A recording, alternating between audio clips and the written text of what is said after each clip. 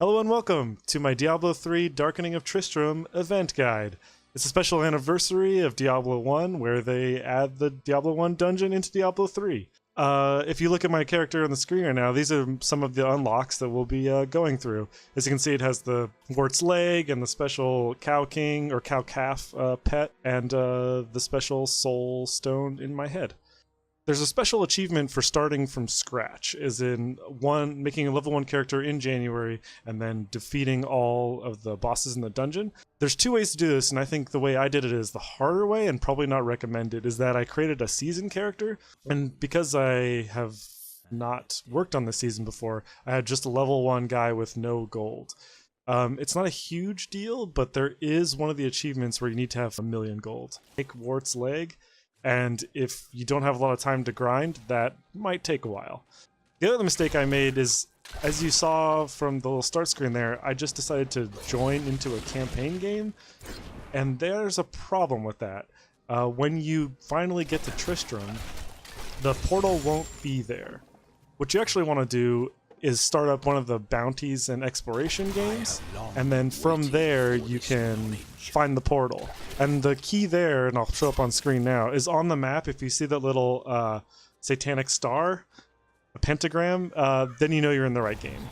And then once you find that, it's really easy. You jump into the waypoint and go to where the well is in the center of town, and there it is, the portal, which takes you into the old game of Diablo 1, or at least that's what they want you to believe. It's basically just a cool effect over the camera.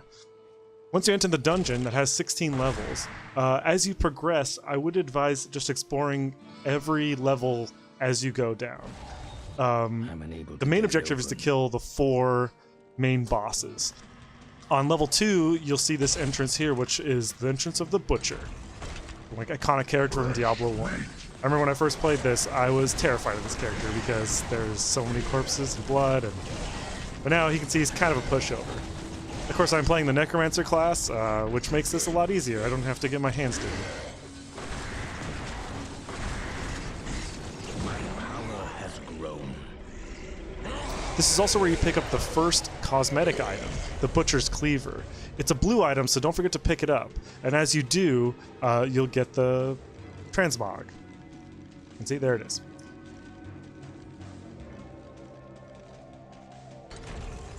And here it is being applied to a weapon. And as I said, this is a newer game, and I do not have enough money to actually do it yet.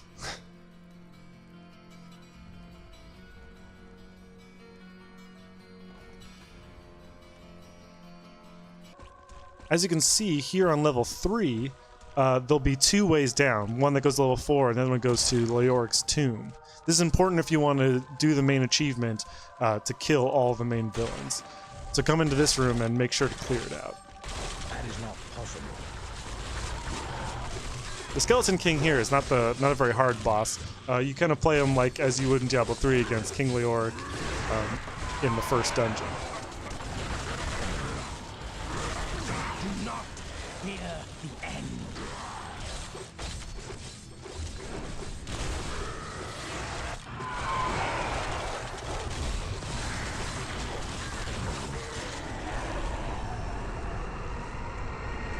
As you can see here, killing all of the named monsters is one of the achievements. So if you're just progressing through the dungeon, you should at least get the first 2 unlocks of the achievement.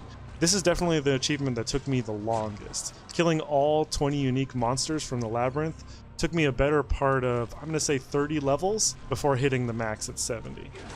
I'll provide a chart here of all of the bosses' names and where they exist in the levels of the dungeon. So if you only need a few, you can definitely run through the first couple levels and then just go where you need to go.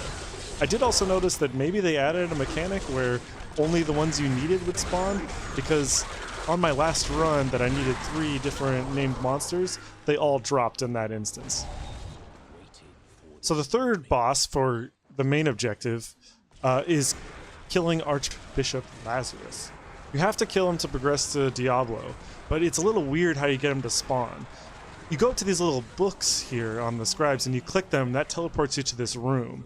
There's 2 on either end of this level, which is called the Unholy Altar. The doors will be locked unless you do this. There's also 2 uniques who spawn on this level from the previous chart, Red Vex and black jade. And I believe these monsters appear in every time you progress through the labyrinth. I understand so much more now.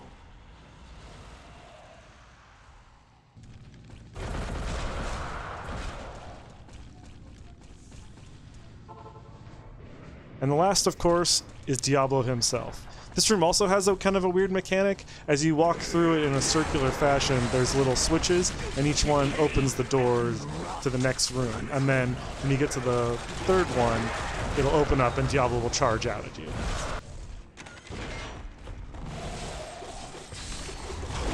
And after you kill him, you get a nice little cinematic that is actually pulled from the original Diablo game.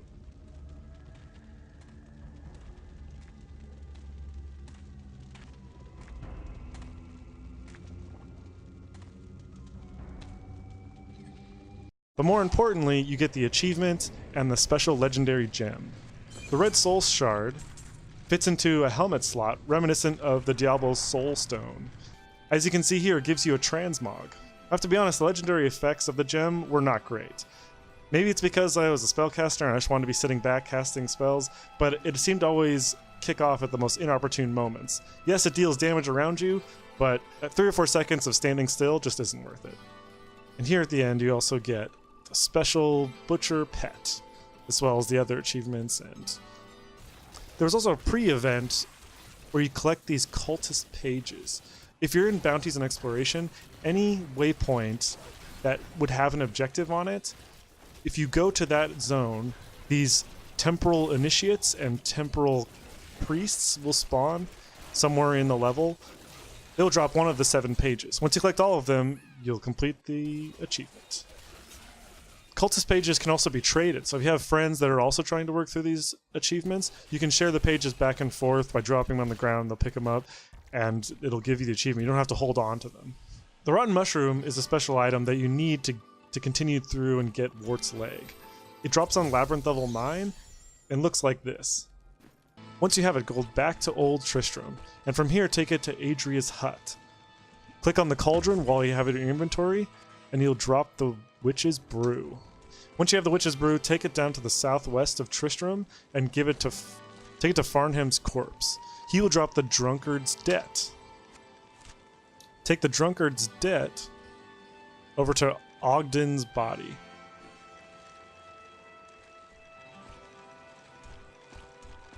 I cannot open this. This will drop Garden's letter.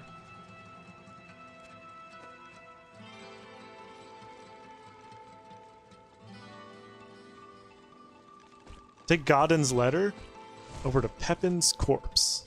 This will give you the healer's prescription. Once you get the healer's prescription, you take it over to Griswold's corpse, and the plans for Wart's Leg will drop. This, of course, you take to your blacksmith and learn it, and in the mace location of Forged Weapons, it will appear. Here you'll need 1 million gold to create it. And if you made a seasoned character like I did, that'll require a lot of grinding. So here am I at level 60, where I finally have 1 million, and I create Wart's Leg. Creating this will give you the transmog, as seen here, 50,000 to transmog, which is pretty average for most legendaries. The blood dripping is actually a different effect from my character. If you have it normally, it will not have that, as you saw in the very beginning of the video. It still looks pretty cool. Now, in order to get the calf pet, you need to actually salvage Wart's Leg. It isn't a huge deal, the weapon itself isn't great, and you already have the transmog once you've built it. So here we are salvaging that, and that gives you the map of the stars. Now if you read the map of the stars, there's actually a clue there that helps you solve the riddle, but I'll show you how to do it right now. Back in Old Tristram, you go back to Adrian's hut, and to the east of Adrian's hut, there are 3 dead cows. If you look at the map of the stars, it's the numbers 2, 1, 3, telling you to click on the middle cow, the far left cow, and then the right cow. Doing that order will unlock the old farmstead.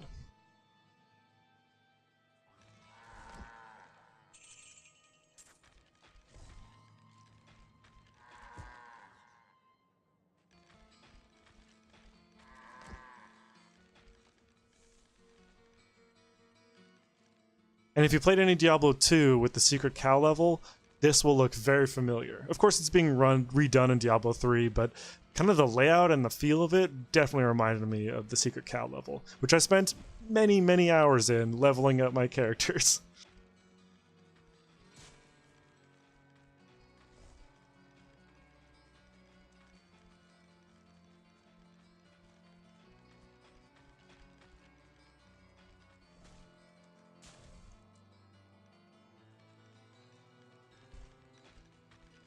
If you go over here to Wirt Statch, which is in the northern section, kind of middle of the area, you will pick up the Royal Calf. The flavor text is actually kind of great because it's foreboding that's taking this calf will then make the evil Cow King that you fought in Diablo 2. And here you go. You can kind of see it here. Let me zoom in on this. He kind of follows you around. And he is one of the upgraded pets that'll pick up gold for you as you run around. I think most of the pets do that now, but something to point out. And here he is. The Royal Calf. Earlier I mentioned that you should be fully exploring every level and going down into anything that you see. Here's an example of the Chamber of Bones. It'll give you an achievement for doing this, and there's a few others. The other ones are the Dark Passage, Halls of the Blind, which is actually the most annoying just because there's a lot of invisible monsters, but not too bad.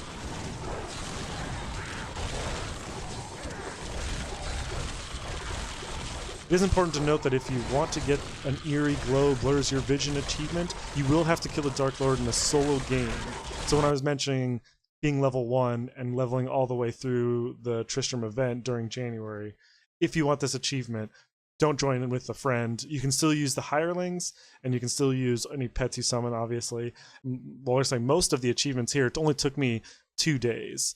The one that took me the longest was killing all the unique monsters. And then, of course, the break in between where I had to farm 1,000,000 gold.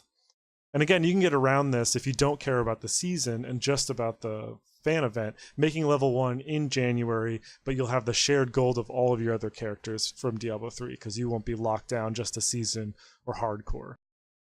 And yeah, I guess that's it.